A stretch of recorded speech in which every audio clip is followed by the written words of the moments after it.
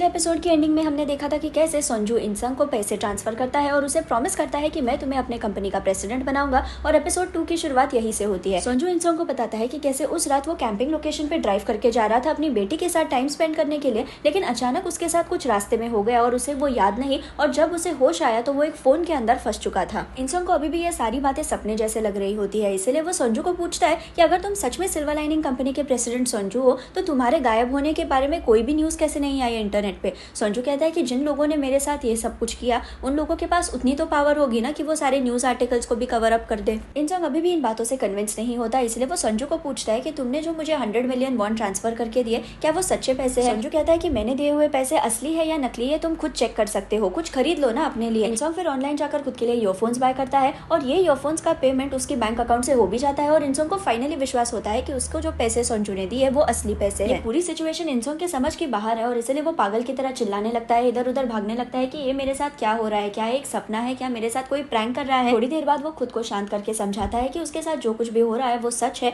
और क्योंकि उसे बचपन से ही एक्टिंग का शौक था इसलिए वो डिसाइड करता है कि वो संजू की ऑफर ले लेगा और प्रेसिडेंट का रोल वो प्ले करेगा। संजू इंसंग को कहता है कि अगर तुमने इस कॉन्ट्रैक्ट पे अब साइन कर ली तो तुम मेरे कंपनी के प्रेसिडेंट बन जाओगे। और इंसंग कहता है कि मेरे पास एक आखिरी सवाल है, अगर तुम सच में सिल्वर लाइनिंग कंपनी के संजू हो तो तुमने मुझे क्यों चुना, तुम किसी और को भी चूज कर सकते थे। संजू इंसंग के सवाल का जवाब दे ही रहा होता है, लेकिन पीछे से इंसंग के पेरेंट्स आ जाते हैं और संजू एक गाना बजाना शुरू करता है। इंसंग नहीं चाहता कि उसके पेरेंट्स को इस फोन के बारे में पता चले, इसलिए वो भी गाना गाना शुरू करता है और उसके पेरेंट्स उससे पूछते हैं कि ये क्या कर रहे हो तुम। इंसंग उन्हें बताता है कि वो एक टैलेंट शो के लिए प्रैक्टिस कर रहा है, लेकिन उसके माँ बाप बहुत हैरान होते हैं कि इस उम्र में तुम टैलेंट शो में क्यों जा रहे हो। इसलिए इंसंग उन्हें बताता है कि उसे सिल्वर लाइनिंग कंपनी में जॉब मिल गई है। उसके पापा बोलते हैं कि जिंदगी में मैंने कभी सिल्वर लाइनिंग कंपनी का नाम नहीं सुना है, और संजू उसके कंपनी के बारे में ये ओपिनियन सुनकर इरिटेट होता है। वो कहता है कि सिल्वर लाइनिंग कंपनी कोरिया की नंबर 1 टेक्नोलॉजी कंपनी है और इसके बारे में गांव के बूढ़े लोग भी जानते हैं। इंसंग के पापा बोलते हैं कि तुम्हारे फोन का एआई जरा ज्यादा ही बदतमीज है, लेकिन ये कॉन्वर्सेशन आगे नहीं बढ़ता क्योंकि इंसंग की माँ रोने लगती है क्योंकि उसके बेटे को फाइनली नौकरी मिल गई है। अगली सुबह इंसंग शहर के लिए निकल रहा होता है और जाने से पहले वो अपने पापा के अकाउंट में 50 मिलियन वॉन ट्रांसफर कर देता है।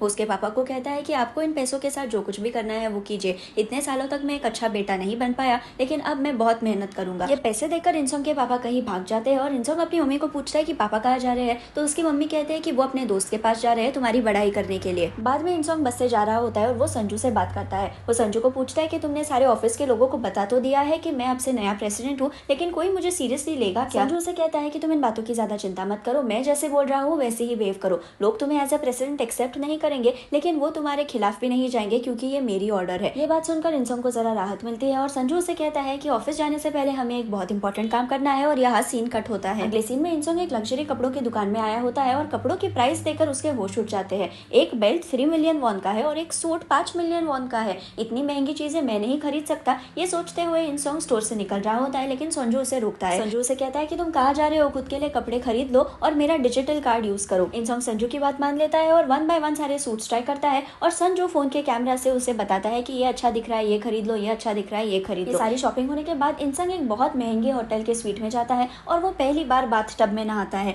वो बहुत सारा टेस्टी खाना खाता है और उसे यकीन नहीं होता कि ये उसकी जिंदगी है। इंसंग संजू को बोलता है कि इतना टेस्टी खाना मैंने खुद से खा लिया, मैं तुम्हें कैसे खाना खिलाऊं, क्या मैं तुम्हें चार्ज करूं ताकि तुम्हें अच्छा लगे? संजू कहता है कि मुझे यहाँ अंदर आने के बाद कभी भूख ही नहीं लगी है। इंसंग फिर संजू को पूछता है कि क्या तुम सो सकते हो, तो संजू कहता है कि मेरे पास सोने का टाइम नहीं है क्योंकि मुझे पता लगाना है कि मेरे साथ उस दिन माउंटेन पे क्या हुआ, लेकिन मुझे एक हफ्ते पहले क्या बातें हुई ये याद ही नहीं है। इंसंग सजेस्ट करता है कि शायद तुम्हें स्ट्रेस की वजह से याद नहीं आ रहा होगा कि तुम्हारे साथ क्या हुआ, तो संजू उसे बोलता है कि मैं हमेशा मेरे फोन में रिमाइंडर्स रखता हूँ। जिस दिन हादसा हुआ उस दिन मैं सुबह गोल्फ खेलने गया था और बाद में अपनी बेटी से मिलने के लिए मैं ड्राइव कर रहा था, लेकिन उस वक्त में क्या हुआ मुझे कुछ याद नहीं है। मेरा फोन रास्ते के साइड पे गिर गया, लेकिन तुमने मुझे जब उठाया तो मैं एक माउंटेन के ऊपर था, मैं वहाँ कैसे पहुंचा, मेरे साथ क्या हुआ ये मुझे कुछ याद नहीं। इंसंग बोलता है कि माउंटेन के ऊपर आने के लिए कोई गाड़ी का रास्ता है ही नहीं, मतलब तुम खुद माउंटेन पे चढ़ के आए, लेकिन तुम्हारी कार के साथ क्या हुआ? संजू बोलता है कि शायद उन लोगों ने ही मेरी कार को गायब कर दिया, लेकिन मुझे पता लगाना है कि मेरे साथ क्या हुआ, मैं इस फोन के अंदर क्यों आ गया, सिर्फ मेरी कंपनी के लिए नहीं लेकिन मेरी बेटी के लिए भी। ये बात सुनकर इंसंग भी इमोशनल होता है, इसलिए वो संजू के सिर पे यानी फोन के ऊपर हाथ लगाकर कहता है कि सब कुछ ठीक हो जाएगा। बाद में इंसंग सोने जाता है और वो संजू यानी स्मार्टफोन को अपने साइड में रखता है। संजू चिल्लाता है कि 2 आदमी एक बेड पे नहीं सो सकते, बहुत अजीब लगता है, और इसलिए इंसंग उसे साइड में रख देता है। सोने से पहले इंसंग फिर से एक बार संजू को पूछता है कि तुमने मुझे क्यों चुना। संजू बोलता है कि तुम्हारे कंपनी से कोई लेना देना नहीं है, इसलिए कोई तुम पे शक नहीं करेगा, अब तुम सो जाओ क्योंकि कल से तुम्हें बहुत इंपॉर्टेंट काम करने हैं। अगली सुबह इंसंग तैयारी करता है ऑफिस जाने जाने के लिए और ऑफिस जाने से पहले सोनजू उसे बहुत सारी इन्फॉर्मेशन देता है।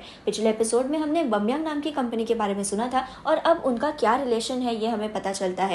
ये जो औरत हमें स्क्रीन पे दिखाई दे रही है इसका नाम है मीरान और ये बमयांग ग्रुप के चेयरमैन है। इसके पापा ने ये कंपनी बनाई है और पापा के गुजरने के बाद इसी ने पूरी कंपनी टेक ओवर कर ली। पिछले एपिसोड में हमें मिस्टर ओ दिखाए गए थे और मिस्टर ओ मीरान के चाचा है और इस कंपनी के वाइस चेयरमैन है। तो यहाँ स्टोरी इंटरेस्टिंग बनती है। मीरान को एक ऐसी टेक्नोलॉजी चाहिए जिससे कार्स खुद से चल पाए और इसीलिए वो सिल्वर लाइनिंग कंपनी यानी संजू की कंपनी के साथ डील बनाती है, लेकिन ये बात उसके चाचा को नहीं पसंद। बमयांग कंपनी के दो हिस्से है, एक बमयांग ऑटोमोबाइल्स जो मीरान संभालती है और एक बमयांग इलेक्ट्रॉनिक्स जो उसके चाचा यानी मिस्टर ओ संभालते हैं। मिस्टर ओ को लगता है कि अगर उन्होंने कार की टेक्नोलॉजी बनाने का कॉन्ट्रैक्ट संजू की कंपनी को दे दिया तो बमयांग इलेक्ट्रॉनिक्स की पूरी मार्केट वैल्यू खत्म हो जाएगी और इसलिए वो इस प्रोजेक्ट के खिलाफ है, लेकिन मीरान उनकी बात सुनने के लिए तैयार नहीं। मिस्टर ओ को मीरान को साइड में हटाकर खुद कंपनी का चेयरमैन बनना है और यही उनका गोल है। ये सारी इन्फॉर्मेशन इंसॉन्ग ड्राइव करते वक्त समझ लेता है और संजू से बताता है कि तुम अब ऑफिस पहुंचने के बाद तुम्हें एक आदमी को झेलना पड़ेगा और इस आदमी का नाम है मिस्टर क्वैक। ये बहुत दोगला आदमी है और ये मिस्टर ओ के लिए काम करता है, इसलिए तुम इस पे बिल्कुल भी विश्वास मत करना। इंसॉन्ग ऑफिस पहुंचता है और पूरे ऑफिस का स्टाफ बाहर आया होता है उसे रिसीव करने के लिए। इंसॉन्ग संजू को पूछता है कि ये क्या हर रोज होता है, तो संजू उसे कहता है कि नहीं, आज नया प्रेसिडेंट आ रहा है ना, तो इसलिए वो चमचागिरी कर रहे हैं तुम्हारी। इंसॉन्ग गाड़ी से नीचे उतरता है और सारा ऑफिस का स्टाफ उसे ग्रीट करता है। यहाँ मजे की बात तो यह है कि पिछले एपिसोड में हमने जिस इंटरव्यूअर को देखा था वही मिस्टर क्वैक है और आज वो इंसॉन्ग को सल्यूट कर रहा है। इंसॉन्ग ने जो कुछ भी उसकी जिंदगी में एक्टिंग क्लासेस से सीखा है वो यहाँ उसे इस्तेमाल करता है और सब पे चिल्लाता है कि तुम सब यहाँ बाहर क्या कर रहे हो, जाओ अपने ऑफिस में काम करो, मुझे ये सारी बातें बिल्कुल पसंद नहीं है। सारा स्टाफ वहां से चला जाता है और मिस्टर क्वैक इंसॉन्ग से बात करने की कोशिश करते हैं, लेकिन इंसॉन्ग का ध्यान होता है सेयोन पे। वो सेयोन को पूछता है कि तुम वही हो ना लड़की जिसने मुझे शर्ट दिया था, लेकिन सेयोन उसे इग्नोर करती है। संजू इंसॉन्ग को पूछता है कि क्या तुम मेरी सेक्रेटरी सेयोन को जानते हो, और इंसॉन्ग जवाब देता है कि हाँ थोड़ा बहुत जानता हूँ। संजू बोलता है कि थोड़ा बहुत मतलब क्या, यहाँ मेरी जिंदगी का सवाल है, समझ रहे हो ना तुम। इंसॉन्ग यहाँ सेयोन से बात करने की कोशिश तो करता है, लेकिन सेयोन उसे कहती है कि हम इंटरव्यू के पहले मिले थे तब तो तुम बेरोजगार थे, अचानक तुम प्रेसिडेंट कैसे बन गए इस कंपनी के, ये मुझे समझ नहीं आता। सेयोन सिर्फ इंसॉन्ग को उसका ऑफिस दिखाती है और वहां से चली जाती है। थोड़ी देर बाद इंसॉन्ग के ऑफिस में मिस्टर क्वैक उससे बात करने आते हैं। मिस्टर क्वैक बहुत चमचागिरी करते हुए कहते हैं कि उस दिन इंटरव्यू के वक्त मुझे पता था कि आप बहुत अलग है बाकी के कैंडिडेट से, आप में बहुत ज्यादा पोटेंशियल है, आप बहुत काबिल थे, लेकिन उस दिन मैं आपको पहचान नहीं पाया कि आप ही प्रेसिडेंट हो। मैं ये कह सकता हूँ कि मैंने आपका इंटरव्यू नहीं लिया, आपने ही मेरा इंटरव्यू लिया और इस बात के लिए मैं बहुत आभारी हूँ। अगर मुझसे कोई गलती हो गई तो प्लीज आप मुझे माफ कर दीजिए। और मिस्टर क्वैक अपना सिर नीचे झुकाते हैं। इंसॉन्ग को बहुत हंसी आ रही होती है कि जिस आदमी ने उसकी कल इतनी बेइज्जती की वो आज उसके सामने अपना सिर झुकाकर माफी मांग रहा है, लेकिन वो खुद को कंट्रोल करता है। मिस्टर क्वैक फिर इंसॉन्ग से पूछते हैं कि तुम कंपनी प्रेसिडेंट संजू को कैसे जानते हो, तुम दोनों की एज अलग है, तुम दोनों का एजुकेशन अलग है, तुम दोनों अलग शहर से हो और तुम्हारे चेहरे भी मिलते जुलते नहीं है, तुम उन्हें कैसे पहचानते हो। इंसॉन्ग सोचता है कि वो इस सवाल का जवाब कैसे दे, क्योंकि वो और संजू एक दूसरे को सिर्फ एक फोन की वजह से पहचानते हैं। वो कहना कुछ और चाहता है, लेकिन उसके मुंह से ये शब्द बहुत अजीब तरीके से निकलते हैं कि मैं संजू को टच करता हूँ, मैं उसे छूता हूँ, उसे छूने के बाद मुझे सब कुछ पता चलता है, ऐसा है हमारा रिलेशनशिप। ये बात सुनकर मिस्टर क्वैक के होश तो उड़ जाते हैं, लेकिन वो कुछ भी कहने से खुद को कंट्रोल कर लेते हैं। वो इंसॉन्ग को पूछते हैं कि तुम अब संजू की सेक्रेटरी यानी सेयोन का क्या करने वाले हो, क्योंकि नए प्रेसिडेंट की नई सेक्रेटरी होनी चाहिए। यह सीन कट होता है और अगले सीन में इंसॉन्ग एक बाथरूम में आता है और छुपके से संजू से बात करता है।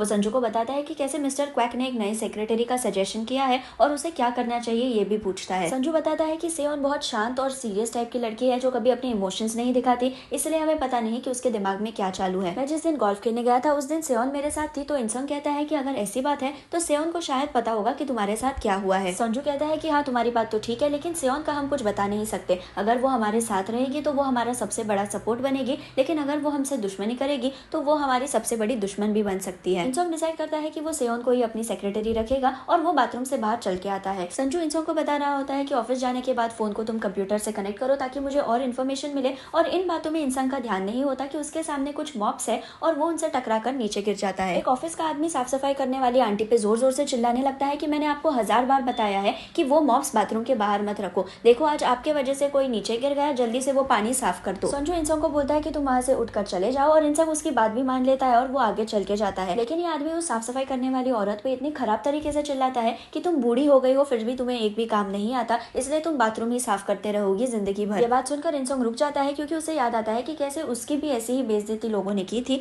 और वो पलट कर उस आदमी की तरफ जाता है। संजू इंसंग को बोल रहा होता है कि तुम कुछ मत करो, लेकिन इंसंग उसकी बातों की तरफ ध्यान नहीं देता और वो जाकर उस आदमी को कहता है कि क्या तुम अकेले इस ऑफिस में काम करते हो, वो आंटी भी काम ही कर रही है, उसे अपना काम करने दो। आदमी उससे गुस्से से कहता है कि तुम कौन होते हो मुझसे ऐसी बात करने वाले, मैं सेल्स टीम का लीडर हूँ, तुम कौन हो। इंसंग कुछ बोलने से पहले ही सेयोन उन दोनों के बीच आती है और उस आदमी को बताती है कि कैसे इंसंग इस कंपनी का नया प्रेसिडेंट है। सेयोन फिर इंसंग को वहां से लेके जाती है और साफ सफाई करने वाली औरत इंसंग को थैंक यू बोलती है। बम्यंग कंपनी में मिस्टर ओ बहुत तमाशा कर रहा होता है। वो मीरान के ऑफिस में जाकर चिल्लाता है कि ये सब कुछ क्या शुरू है, सिल्वर लाइनिंग कंपनी ने नया प्रेसिडेंट क्यों लाया, मुझे पता है कि उन्हें हमारी कंपनी को बंद करवाना है, इसलिए ये सब कुछ वो कर रहे हैं। मीरान कहते हैं कि आप शांत हो जाइए, बम्यंग ग्रुप की सबसे बड़ी शेयर होल्डर मैं हूँ और इस कंपनी की चेयरमैन भी मैं हूँ, अगर मुझे इस डिसीजन से कोई प्रॉब्लम नहीं है तो आप क्यों चिल्ला रहे हैं। शायद संजू को कोई प्रॉब्लम होगा इसलिए उसने इंसंग को प्रेसिडेंट बना दिया, लेकिन हमें उनके लिए रुकना चाहिए। सेयोन इंसंग के पास आती है और 4 रेज्यूमेस देके कहती है कि मिस्टर क्वैक ने मुझे आपको ये देने के लिए कहा है क्योंकि वो चाहते हैं कि आप नई सेक्रेटरी चूज करें इनमें से। ये बात सुनते ही इंसंग को बहुत गुस्सा आता है और वो मिस्टर क्वैक के ऑफिस में जाकर पूछता है कि इन रेज्यूमेस का क्या मतलब है।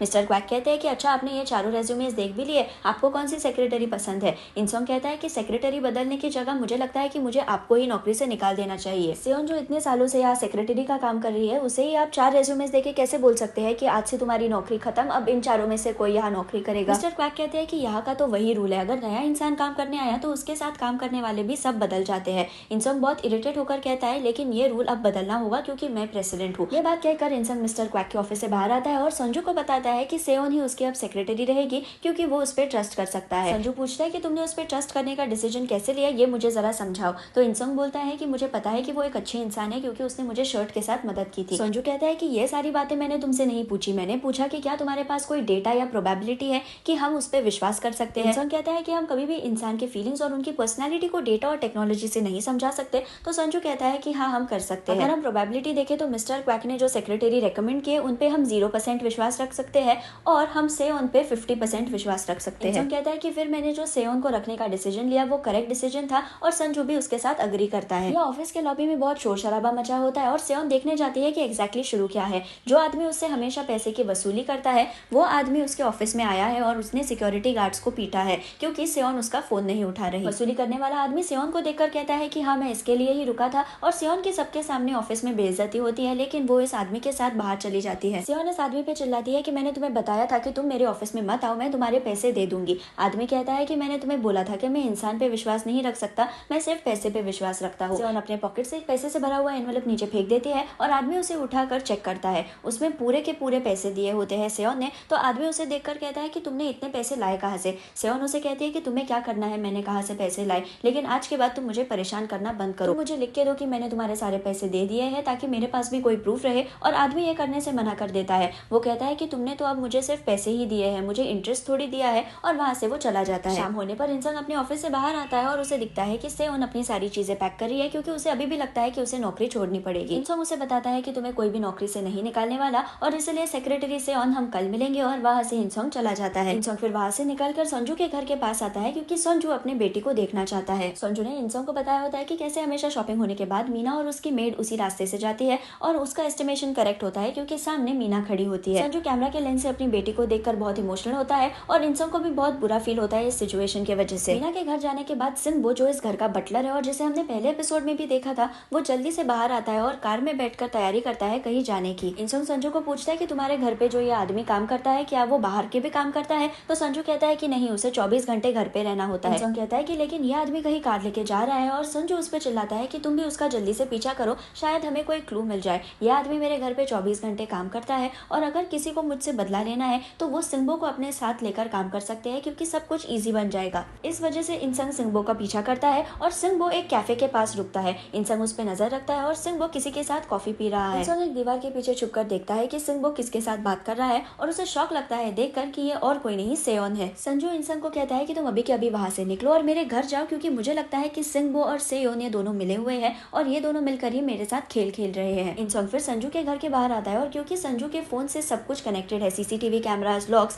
इसलिए आसानी से इंसान घर के अंदर जा सकता है। संजू इंसान को बताता है कि इस घर के सेकंड फ्लोर पे मेरा ऑफिस है और वहां से तुम्हें कुछ एनवेलप्स लाने हैं जिसपे कॉन्फिडेंशियल लिखा है। इंसान सेकंड फ्लोर तक तो पहुंच जाता है लेकिन अंधेरे की वजह से उसे कुछ दिखता नहीं और उसका पैर किसी चीज से टकरा जाता है। इस आवाज को सुनकर जीहे बाहर आती है लेकिन इंसान जल्दी से भागकर संजू के ऑफिस में चला जाता है। संजू के ऑफिस ऑफिस में कार देखकर इंसान बहुत इंप्रेस होता है, लेकिन संजू उसे रोकता है कहकर कि ये बहुत महंगी कार है और हमें दूसरे काम करने हैं, तो जल्दी से ऊपर के फ्लोर पे जाओ और वो एनवेलप निकालो। इंसान ऊपर के फ्लोर पे जाता है और वहाँ उसके सामने एक लॉकर होता है। संजू उसे बताता है कि मैं जो तुम्हें पासवर्ड बता रहा हूँ वो यूज करके उस लॉकर को खोलो, उसमें से डॉक्यूमेंट्स निकालो और घर से बाहर जाओ। इंसान लॉकर तो खोल देता है, लेकिन लॉकर के अंदर कुछ नहीं होता। जो डॉक्यूमेंट संजू ने वहाँ रखे होते हैं वो गायब हो गए हैं। इंसान इधर उधर ढूंढता है कि क्या उसे कहीं वो डॉक्यूमेंट्स मिल जाए, उसे कहीं वो एनवेलप दिख जाए, लेकिन उसे कुछ मिलता नहीं। उसी वक्त संजू इंसान को बताता है कि तुम जल्दी से कहीं छुप जाओ, क्योंकि जीहे ने सारे लाइट्स ऑन कर दिए हैं और वो अब ऑफिस की तरफ चल के आ रही है। ये बात सुनकर इंसान घबरा जाता है और छुपने की जगह ढूंढने की जल्दबाजी में उसका हाथ किसी चीज को लग जाता है और वो चीज नीचे गिर जाती है। इस आवाज को सुन के जीहे जल्दी से ऑफिस की तरफ भागती है और दरवाजा खोलती है। वो इधर उधर देखती है और जो कार संजू के ऑफिस में रखी होती है उसमें जाकर इंसान छुप जाता है। जीहे को देखकर वहाँ सिंबो भी आ जाता है और वो सारे ऑफिस के लाइट्स ऑन करता है। इंसान जल्दी से कार के सीट पे लेट जाता है ताकि उसे कोई देख ना ले,